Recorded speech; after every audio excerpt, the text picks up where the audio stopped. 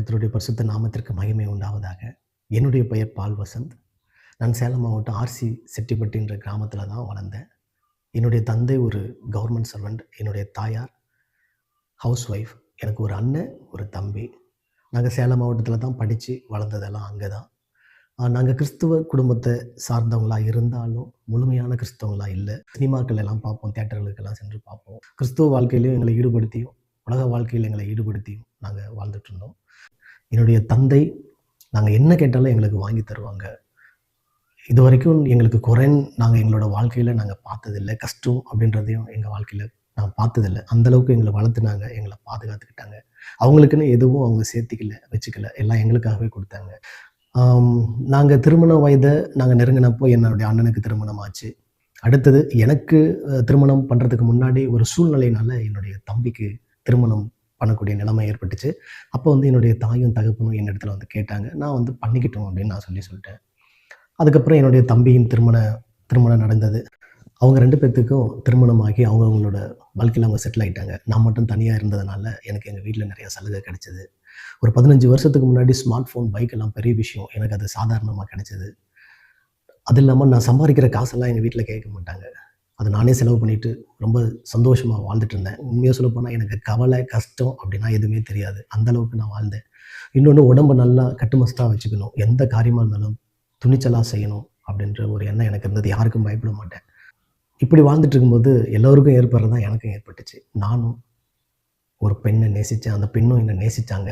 நாங்க கொஞ்ச நாள் பழகிட்டு திருமணம் செய்துக்கலாம்னு முடிவு பண்ணப்போ, அவரோட பெற்றோர் வந்து என்ன வேணான்னு சொன்னதுனால, அந்த பொண்ணு என்ன வேணான்ட்டாங்க.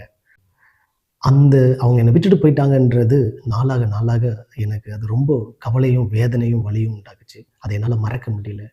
அத மறக்கிறதுக்காக நான் என்ன செய்ய ஆரம்பிச்சேன் அப்படின்னா, குடிக்க ஆரம்பிச்சேன். ஆரம்பத்தில அது குடிக்கும் பொழுது, இந்த பிரச்சனையில எல்லாம் விட்டு மறந்திருக்கிற மாரி எனக்கு தோணுச்சு. அது நாளாக நாளாக என்ன அடிமைப்படுத்துனுச்சு. அது என்ன அடிமைப்படுத்தினது மாத்திரம் இல்ல, எனக்குன்னு இருந்தது எல்லாத்தையும் அதுவும் அழிச்சது. அது அத மட்டும் அழிக்கல, என்னையும் சேர்த்து அழிச்சுக்கிட்டே இருந்தது.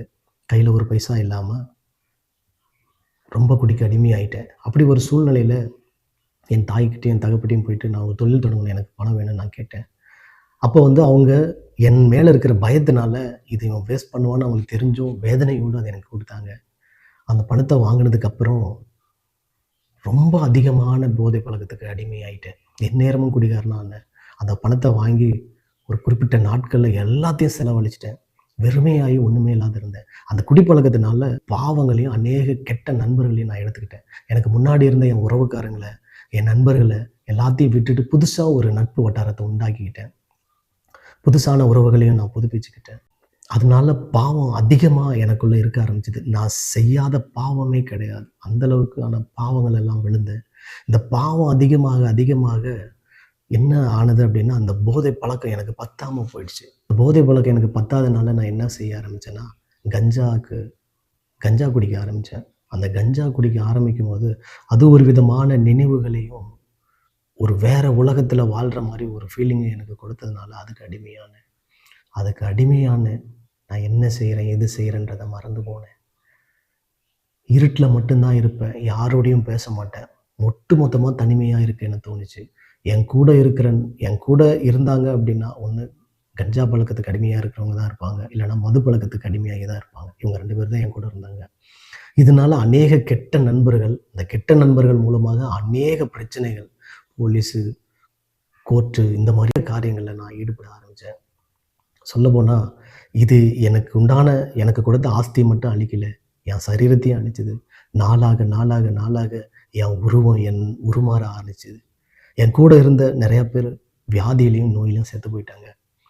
உருமாற ஆரம்பிச்சேன்னா, கொஞ்ச நாள் போக போக போக உள்ள உடம்புக்குள்ள பயங்கர வேதனையா இருந்தது. படுத்து தூங்க முடியாது. தூக்கமே வராது. எந்நேரமும் கஞ்சா போதையிலே இருக்க வைக்கும். அத குடிச்சா தான் நிம்மதின்ற மாரி இருக்கும். ஆனா அத குடிச்சா உடம்பு வலி அதிகமா இருக்கும். விடவும் முடியாம, குடிக்கவும் முடியாம ரொம்ப கஷ்டப்பட்டுட்டு இருந்த நிலைமையில என் தந்தைய கூப்பிட்டு, என்ன குணப்படுத்துங்க அப்படின்னு சொல்லி கேட்டேன்.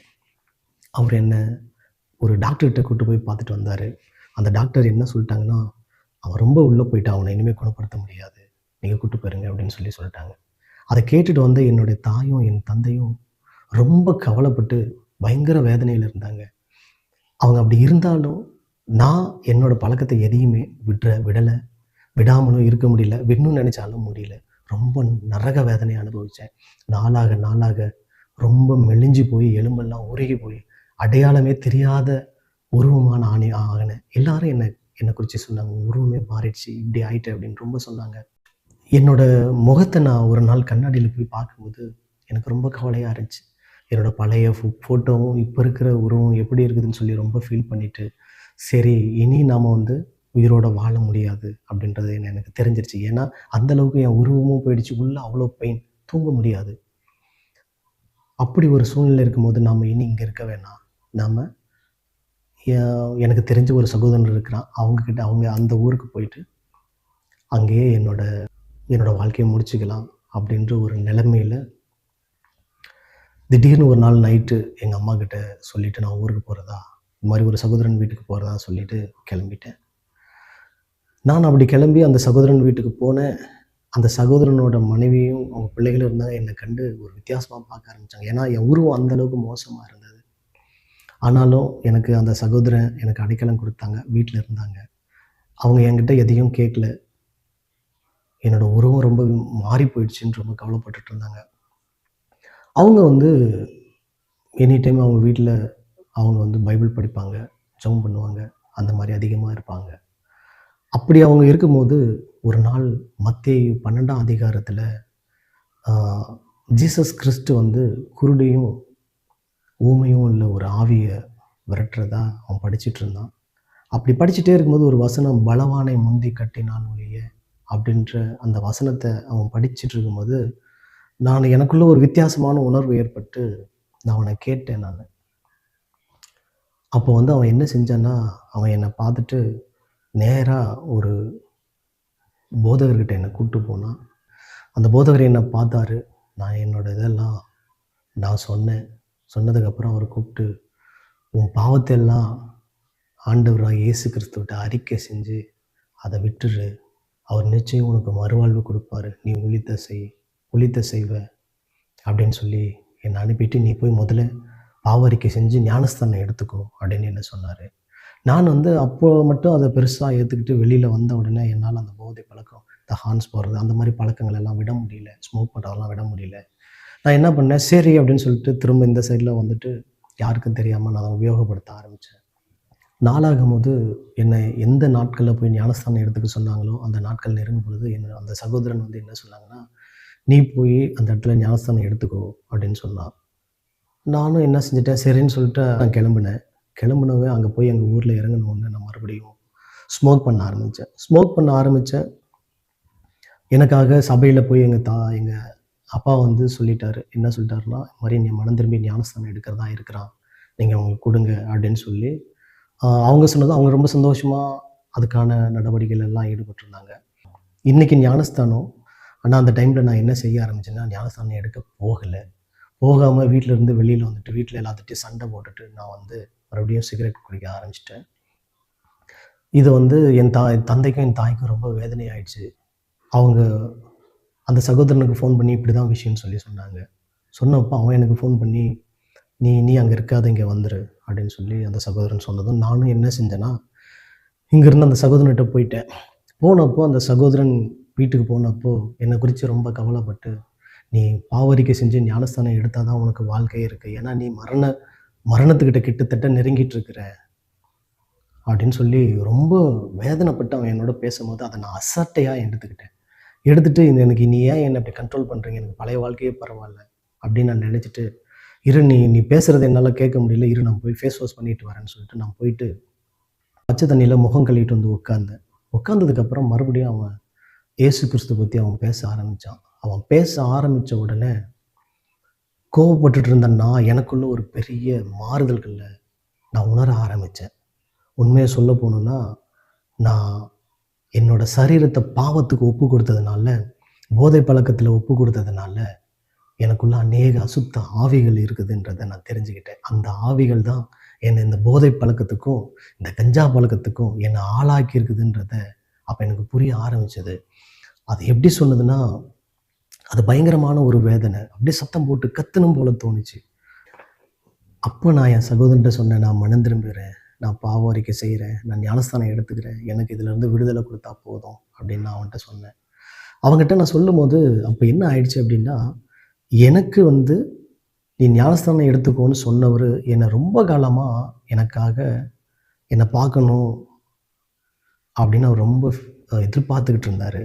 ஆனா அவர் பார்க்கணும்னு நெனைக்கிற டைம்ல நான் போய் பார்க்கல. அப்படி இருந்த அவரு, அ ரொம்ப கிரிட்டிக்கலான நிலைமையில ஹாஸ்பிட்டல்ல அட்மிட் ஆக தான் சென்னை வந்திருந்தாரு. அந்த டைம்ல தான் நானும் இங்க வந்திருந்தேன். அவன் படிச்ச வசனத்தின் மூலமா சில விஷயங்கள் தெரிஞ்சுக்கணும்னு ஆசைப்பட்டதுக்கு அப்புறம் தான் அவன் அவர்கிட்ட கூட்டு போனான்.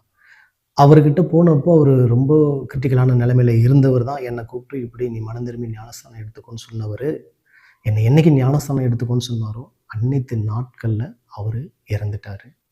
அதனால எனக்கு ஆலோசனை குடுக்கறதுக்கு இல்லாத போயிடுச்சு. அப்போ அந்த டைம்ல எங்க ஞானஸ்தானம் எடுத்துக்கிறதுன்ற ஒரு சூழ்நிலை ஏற்பட்டுச்சு. என்னோட சகோதரன் வந்து, "என்னோட சொந்த ஊர்லயே நீ போய் மறுபடியும் அந்த இடத்துலயே எடுத்துக்கோங்கன்னு" சொன்னாங்க. ஆனா என்னால அங்க போக முடியல. ஏன் அப்டின்னா, எனக்கு நண்பர்கள் அதிகமா இருந்ததுனால, நான் ஊருக்கு போன உடனே அவங்க அந்த பழைய வாழ்க்கைக்குள்ள தான் கொண்டு போகக்கூடிய சூழ்நிலை ஏற்பட்டுச்சு. இதனால நான் போக முடியல. இருந்தாலும் என் தந்தைகிட்ட நான் ஃபோன் பண்ணி, "இந்த மாரி இப்டி சொல்றான். நான் அங்கேயே வரேன்" அப்படின்னு சொன்னப்போ, என் தந்தை என்ன சொன்னாருன்னா, "இல்லப்பா, இங்க உன்னுடைய நண்பர்கள் வந்து கேட்டுக்கிட்டே இருக்கிறாங்க. நீ அங்கேயே கொஞ்ச நாளைக்கு இரு. நீ அங்கேயே ஞானஸ்தானம் எடுத்துரு" அப்படின்னு சொன்னாரு. இங்க ஞானஸ்தானம் எடுக்கிறதுக்கு யாரும் எதுவும் தெரியாது. என் சகோதரன் போற சபைக்கும் என்ன அழைச்சிட்டு போகாம வேற ஒரு சபைக்கு போக சொல்லிட்டான். அந்த நாட்கள்ல அதிக கோபப்பட்டுட்டு இருந்த என்னால கோபமா பேச முடியல, பொய் பேச முடியல, எதுவுமே செய்ய முடியல. ஏன்னா இதெல்லாம் செஞ்சா அந்த பிசாசு வந்து என்ன பிடிச்சுக்கக்கூடிய ஒரு நிலைமையில தான் நான் இருந்தேன். ஸோ அப்போ அந்த டைம்ல அவங்க வீட்ல என்ன சொன்னாலும் நான் அத கேட்பேன். கம்முனு இருப்பேன். ஏன்னா அப்படி ஒரு நிலைமை. என்னோட சகோதரனோட மனைவியும் என்ன பண்ணிட்டாங்கன்னா, என்ன இங்க இருக்கிறதுக்கு அவங்களுக்கு விருப்பம் இல்ல. அதனால அவங்க அம்மா, அப்பா கிட்ட சொல்லிட்டு என்ன எங்க ஊருக்கே போக சொல்லி அவங்க சொன்னாங்க. ஆனா எங்க ஊர்ல இப்படி ஒரு பிரச்சனை இருக்கிறதுனால நான் எந்த பக்கம் போறதுன்னு தெரியல. நைட்டு ஒரு தனி ஹால்ல நான் படுத்துப்பேன். அப்போ ரொம்ப பிசாசின் போராட்டங்கள் ரொம்ப அதிகமா இருந்தது. எனக்கு போதிய ஆலோசனையே இல்ல. எதுவும் இல்ல. தனிமையாக்கப்பட்டேன். எதுக்கும் பயப்படாத நான், அந்த நாட்கள்ல ரொம்ப பயப்பட ஆரம்பிச்சேன். தினமும் கண்ணீரோடும், கவலையோடும் அழுதுகிட்டே இருந்தேன். இதிலிருந்து விடுதலையானா போதும் அப்படின்னு நான் இருந்தேன். அப்ப அந்த மாரி நேரத்தில எந்த பக்கம் போறதுன்னு தெரியாம இருந்தேன். ஏன்னா வீட்ல நான் போனா தான் பரவாயில்லன்ற ஒரு சூழ்நிலை இருந்ததுனால, அந்த சகோதரனுக்கும், அவங்க மனைவிக்கும் ரொம்ப பிரச்சனைய வர ஆரம்பிச்சது. அப்போ அவங்க அந்த மனைவி என் சகோதரனோட மனைவி வந்து ஆ எனக்கு அநேக வேலையெல்லாம் வைப்பாங்க. நான் ட்ரெஸ் துவச்சு போடுவேன், பாத்திரம் விளக்குவேன், அநேக வேலைகள்ல என்னை ஈடுபடுத்தினாங்க. இருந்தாலும் எல்லாத்தையும் சகிச்சுக்கிட்டு நான் செஞ்சேன். அப்போ ஒரு நாள் ஊருக்கு போறதுக்காக அவங்க பேசிட்டு இருக்கிற டைம்ல, ஒரு நாள் நைட்டு உட்காந்து நான் ரொம்ப பயங்கரமா ஆண்டவரோட சமூகத்தில உட்காந்து அழுந்தேன். "அப்பா, என்ன மன்னிச்சிடுங்க. நான் எல்லா பாவத்தையும் நான் அறிக்கையிடுறேன். நான் உம்ம தான் நம்பி வந்திருக்கிறேன். நான் எங்க ஊருக்கு போனாலும் பழைய நண்பர்களோட நட்பு கிடைச்சு நான் வேற மாரி போயிடுவேன்னு எனக்கு ரொம்ப பயமா இருக்கு. நான் ஞானஸ்தானம் எடுக்கணும். நான் ஞானஸ்தானம் எடுத்து நான் பைபிள் காலேஜ் படிக்கணும். எனக்கு அதுக்காக ஒரு இடத்த எனக்கு ஆயத்தப்படுத்தி குடுங்க." அப்படின்னு நான் ரொம்ப கண்ணீரோட முழங்கால் படியிட்டு அவரோட சமூகத்தில அழுந்து கேட்டேன். அப்படி நான் கேட்டுட்டு படுத்துட்டேன். படுத்துட்டு நைட்டு தூங்கும்போது என் கனவுல ஒருத்தர் வந்து ஒரு பொருள் என் கையில குடுக்குறாங்க. குடுக்கும்போது நான் என்ன சொல்றேன்னா, "இது எனக்கு பொருளா குடுக்காதீங்க. எனக்கு கேஷா குடுங்க." அப்படின்னு சொல்லி நான் அவங்ககிட்ட கேட்கிறேன். அது யாரு அப்படின்னு பார்த்தா, கால்வரி கிறிஸ்டியன் மிஷன் ஸ்தாபனத்தில அந்த ஸ்தாபனத்தோட தலைமை போதகர் வந்து பாலின் தம்பிதாஸ் அப்படின்ற ஐயா. அந்த ஐயாவோட சபையில தான் என் தம்பி போயிட்டுருக்கிறான். ஆம். அப்போ வந்து எனக்கு காலையில எந்திரிச்சதும் அத குறிச்சு ஒரே யோசனையா இருந்தது. அப்ப நான் வந்து என் தம்பிகிட்ட, "என்ன ஒரு டைம் அவர்ட்ட கூட்டிட்டு போ. அவர நான் பார்க்கணும்." அப்படின்னு நான் சொன்னேன். சொன்னப்போ அவனும் கூட்டிட்டு போயிட்டான் என்ன. கூட்டிட்டு போனப்போ அவர்கிட்ட நான் உட்காந்து நடந்தது எல்லாத்தையும் சொல்லிட்டு, "ஐயா, என்னால முன்ன மாரி கோவப்பட முடியல, பொய் பேச முடியல. அமைதியா இருந்தா மட்டும் தான் என்னால இருக்க முடியுது. இப்படி ஒரு நிலைமையில நான் இருக்கிறேன். நான் இன்னும் ஞானஸ்தானம் எடுக்காம இருக்கிறேன். ஞானஸ்தானம் எடுக்கணும். நான் என்ன செய்யணும்யா?" அப்படின்னு சொல்லி கேட்டப்போ, அவரு சொன்னாரு, "நீ என்னைக்கு பாவத்தெல்லாம் விட்டுட்டு ஆண்டவர தான் தேடி வந்திருக்கிறன்னியோ, நீ உடனடியா ஞானஸ்தானம் எடுத்துக்க" அப்படின்னாரு. அப்போ வந்து நான் அங்க போறதுக்கு நான் உங்ககிட்டயே எடுத்துக்கிறேங்கய்யா அப்படின்னு நான் சொல்லி கேட்டப்போ, அவரு வந்து தாராளமா நான் தர்றதுக்கு ரெடி அப்படின்னு சொல்லி சொன்னாரு. என் சகோதரனோட மனைவி ரொம்ப என்ன அதாவது அவங்கள நான் தப்பாக நினைக்கல, தப்பாகவும் நினச்சி சொல்லலை. அவங்க இடத்துல யாராக இருந்தாலும் அதை தான் செஞ்சுருப்பாங்க. அவங்க வந்து நான் அங்கே இருக்கிறது அவங்களுக்கு பிடிக்கல. அதனால மறுபடியும் அநேக வேலைகள்ல என்னை ஈடுபடுத்தினாங்க. நான் மறுபடியும் என்னோட தந்தைக்கு ஃபோன் பண்ணி, இங்கே என்னால் இருக்க முடியலன்னு சொன்னப்போ, என் தந்தையும் அதுதான் சொன்னார். "இல்ல கண்ணு, இங்கே இப்போ தான் நீ நல்லா இருக்கிற. இங்கே எல்லாரும் இன்னும் உன்னை வந்து கேட்டுட்டு தான் இருக்கிறாங்க. நீ அங்கேயே இரு" அப்படின்னு சொல்லி அவர் சொல்லிட்டாரு. எனக்கு என்ன செய்யுதுன்னு தெரியல. சாப்பிட்டா நிம்மதியாக சாப்பிடக்கூட முடியாது. அவ்வளோ வேதனையும் கஷ்டமுமா இருந்துச்சு. அந்த மாதிரி டைமில் நான் மறுபடியும் முழங்கால் படிட்டு ஆண்டவர் சமூகத்தில், "அப்பா, நீங்கள் தான் என்ன இதிலேருந்து காப்பாற்றினீங்க. அப்பா, நான் உங்களை தான் நம்பி வந்திருக்கிறேன் சுவாமி. நான் ஞானஸ்தானம் எடுத்துகிட்டு உங்களுக்காக ஊழியம் செய்யணும்னு நான் நினைக்கிறேன். நீங்கள் என்ன இந்த இடத்த விட்டு அனுப்பிடாதீங்க. எனக்கு ஒரு பாதுகாப்பு கொடுங்க. நான் உங்களை விட்டால் எனக்கு இங்கே பார்த்துக்கிறதுக்கு யாரும் இல்லை" அப்படின்னு சொல்லி ரொம்ப கண்ணீரோடு பயங்கரமாக அழுந்து ஆண்டவரோட சமூகத்தில் நான் கேட்டேன். கேட்டதுக்கப்புறம் அந்த ஞானஸ்தானம் எடுக்கிற நாள் வந்தது.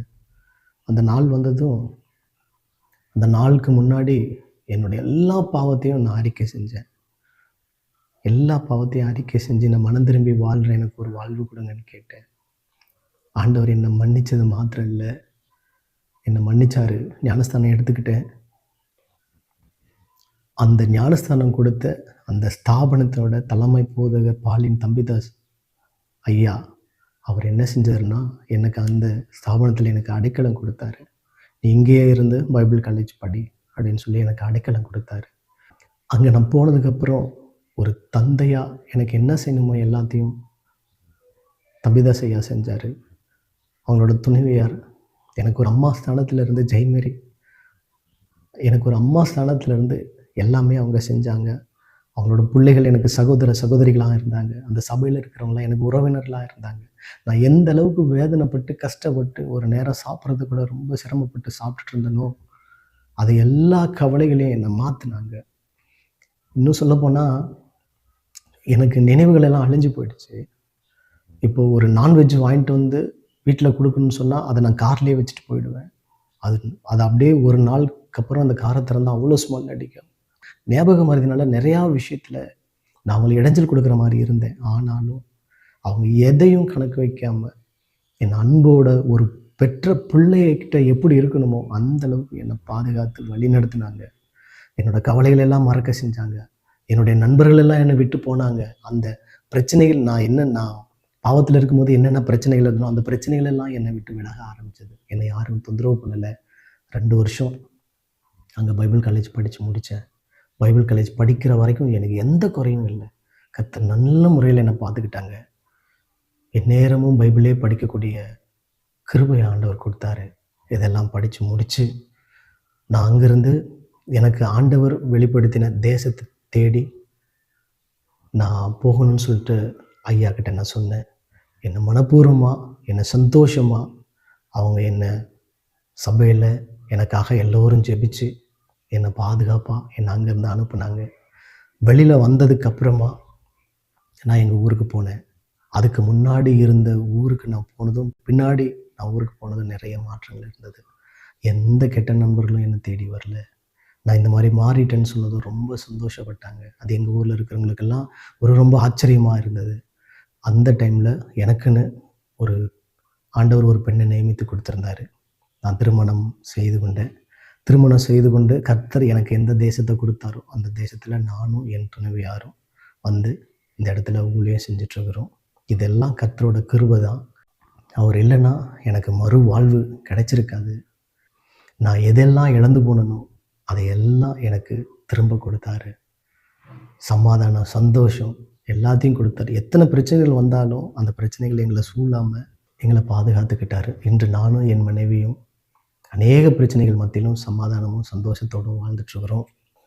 என் சகோதரிகளாக இருக்கிறவங்ககிட்ட நான் சொல்கிறேன், ஒரு டாக்டர் இனி இவனை குணப்படுத்த முடியாது, அவன் ரொம்ப அடிமையாயிட்டான் அப்படின்னு சொன்ன அவரோட வார்த்தையை கேட்டு என் தாயின் தந்தை மனமடைஞ்சு போய் நின்ன டைமில் தேவன் கர்த்தராகிய இயேசு கிறிஸ்து என்னை அதிலேருந்து விடுதலை கொடுத்து அந்த நினைவுகள் கூட என்னிடத்துல வராதபடி செஞ்சார். அதை நினச்சா, அந்த நாட்களெல்லாம் நினச்சா இன்றைக்கி எனக்கு அருவருப்பாக இருக்குது. நம்மளாக இப்படி செஞ்சோம், நம்மளாக இப்படி இருந்தோம், அப்படி நினைக்கும்படி என்னை மாற்றிருக்கிறார் கர்த்தர். ஆண்டவராகிய இயேசு கிறிஸ்து இல்லைன்னா நான் இல்லை. அவர் தான் எனக்கு மறுவாழ்வு கொடுத்துருக்கிறாரு. வியாதியா, நோயோ, குடிப்பழக்கத்துக்கு அடிமையாக இருக்கிறீங்களா? முடியலையா? இதிலிருந்து மீண்டு வரணும்னு நீங்கள் நினைக்கிறீங்களா? மரண போராட்டத்தில் போராடிட்டு இருக்கிறீங்களா? உங்களை விடுவிக்கிறவர் ஆண்டவராகிய இயேசு கிறிஸ்து தவிர வேறு யாருமே இல்லை. ஏன்னா அவர் தான் நமக்காக சிலுவையிலே ஒட்டுமொத்த ரத்தத்தையும் சிந்தி நம்மளோட பாவத்தை அவரோட பாவமாக ஏற்றுக்கிட்டதுனால தான் இன்றைக்கி நாம் அவரோட சமூகத்தில் போய் அப்பா என்னை மன்னிச்சிருங்கன்னு கேட்கும்போது அவர் மன்னிக்கிறார். ஏன்னா அவர் நமக்காக எப்போவோ நம்மளோட பாவத்துக்கெல்லாம் அவர் ரத்தம் சிந்திட்டார். அவர் சொல்கிறாரு, என்னை தேடி வருகிறவனை நான் ஒருபோதும் புறம்பே தள்ளுவதில்லைன்னு சொல்கிறார். உங்கள் மனம் ஃபுல்லாக ஆண்டவரை நினச்சி, இயேசு கிறிஸ்து நினச்சி, அப்பா நான் இந்த பிரச்சனையில் இருக்கிறேன், நான் இந்த வியாதியில் இருக்கிறேன், இந்த கஷ்டத்தில் நான் இருக்கிறேன், என்னை விடுதலையாகும், நான் உம்மை விசுவாசிக்கிறேன், உம்மை நம்புகிறேன் அப்படின்னு சொல்லி அவரோட சமூகத்தில் போய் நீங்கள் நில்லுங்க. நிச்சயம் ஆண்டவர் விடுதலை கொடுப்பார். விடுதலை கொடுக்கறது மாத்திரம் அல்ல, உங்களோட பழைய வாழ்க்கையை புதுப்பிச்சு ஃப்ரெஷ்ஷாக்கி சமாதான சந்தோஷமான வாழ்க்கையை கொடுப்பார். இயேசு கிறிஸ்துவின் ஆவி எங்கேயோ அங்கே விடுதலை உண்டு அப்படின்னு சொல்லியிருக்கிறாரு. என்னை போதை பழக்கத்திலிருந்தும், கஞ்சா பழக்கத்திலிருந்தும், பிசாசுக்கு அடிமைத்தனத்திலிருந்தும் என்னை விடுதலையாக்கினது அவர் மட்டுமே. அவரால் மாத்திரம்தான் முடியும், வேற யாராலையும் முடியாது. என்னை குணப்படுத்தின தேவன், என்னுடைய கூப்பிடுதலுக்கு செவி கொடுத்த தேவன் உங்களையும் உங்களோட கூப்பிடுதலையும் உங்களுக்கும் செவி கொடுக்க வல்லவராக இருக்கிறார். உங்களோட எந்த பாவமாக இருந்தாலும் எல்லாத்தையும் அறிக்கை செஞ்சு அவரோட சமூகத்தில் நீங்கள் கேளுங்க. நிச்சயம் உங்களுக்கு மறுவாழ்வு கொடுப்பார். இந்த கர்த்தராகிய இயேசு கிறிஸ்துவே உண்மையான ஆண்டவரும் கர்த்தரும் பிதாவுமா இருக்கிறார். இதை பார்த்துட்டு இருக்கிற என்னோட சகோதர சகோதரிகள் எல்லாத்துக்கும் சொல்கிறேன், கர்த்தரை நம்பினவங்க ஒருபோதும் கைவிடப்பட்டதா இது வரைக்கும் சரித்திரமும் இல்லை, இனியும் அந்த சரித்திரமும் நடக்காது. கர்த்தர் தாமே உங்களை விடுதலையாக்கி ஆசீர்வதிப்பாராக.